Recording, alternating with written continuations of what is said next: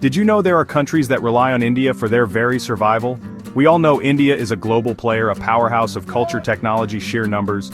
You think of India, you think of Bollywood spicy food that will make you question your life choices, tech CEOs who are probably running the device you're watching this on right now. But what we don't often talk about is how India's influence isn't just about exporting software or blockbuster movies, it's about being a lifeline. For some nations, India isn't just a friendly neighbor or a trading partner, it's the bedrock of their economy, security, entire national stability. It's like having that one friend who always has a spare phone charger, jumper cables, and a $20 bill when you need it most. From the towering Himalayas to the turquoise waters of the Indian Ocean, India's economic muscle, its technological prowess and its vast resources are creating a web of interdependence that is reshaping geopolitics.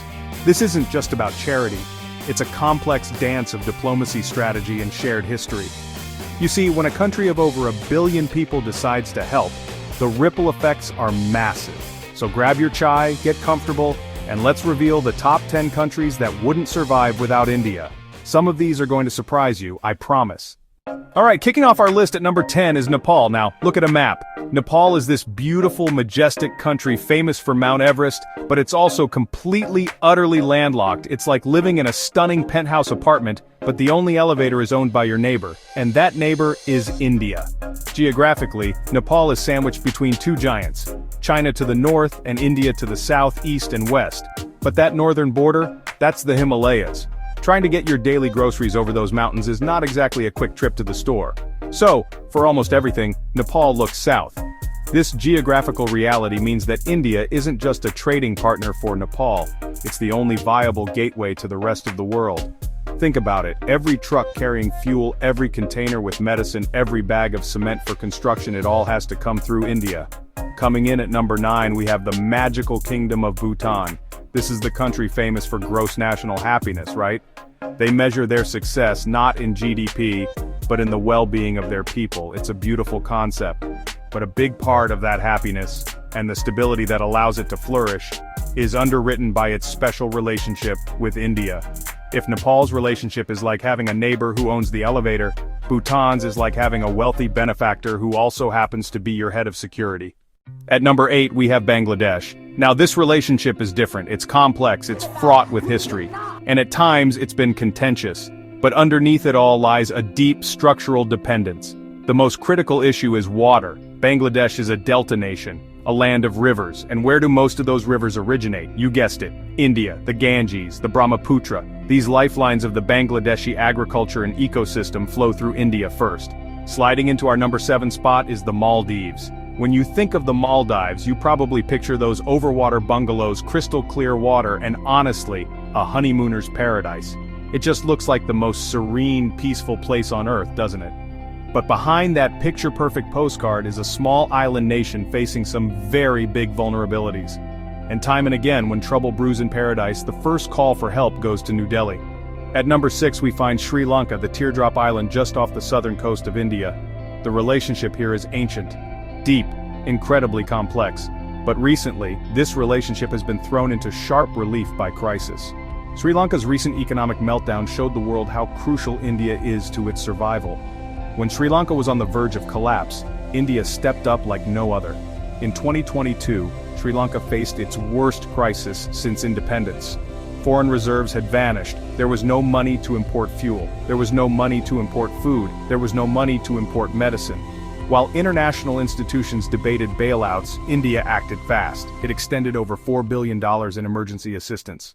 Now for number 5, we're heading to a country that isn't an immediate neighbor, but shares a deep historical connection with India, Afghanistan.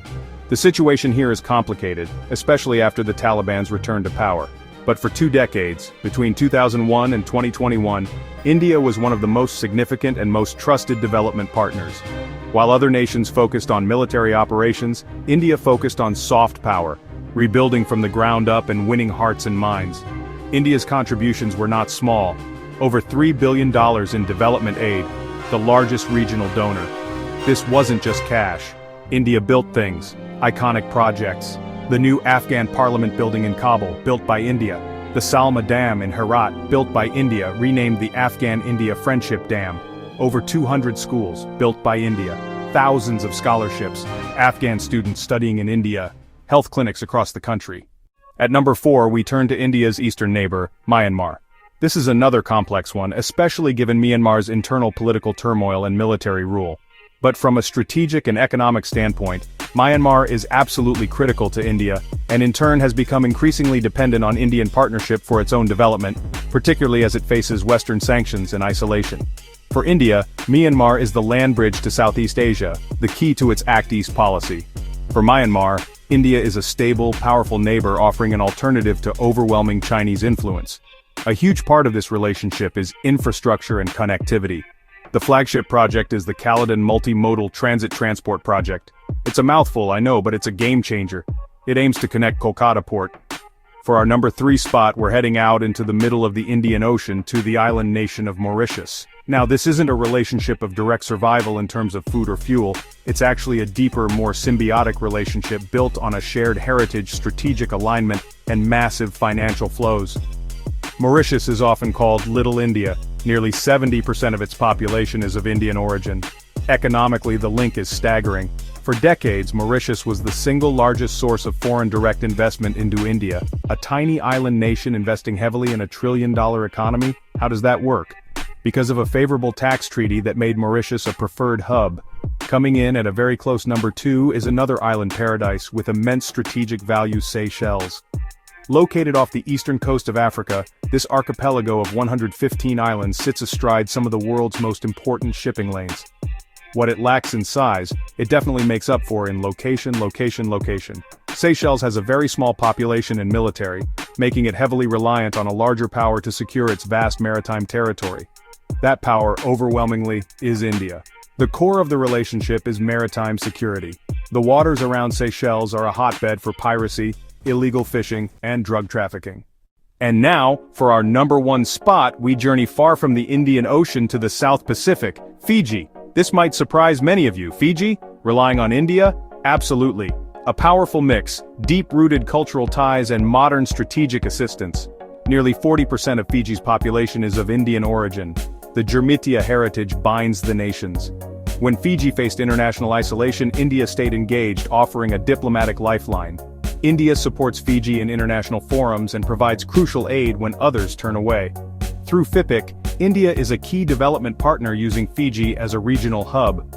Aid includes upgrading the sugar industry, community development, grants, IT infrastructure funding to improve governance, and thousands of scholarships for vocational training. During cyclones, India is a first responder sending material aid and financial assistance. So there you have it. From the mountains of Nepal to the islands of the Pacific, India's role as a regional anchor and global partner is undeniable. Which country on our list surprised you the most?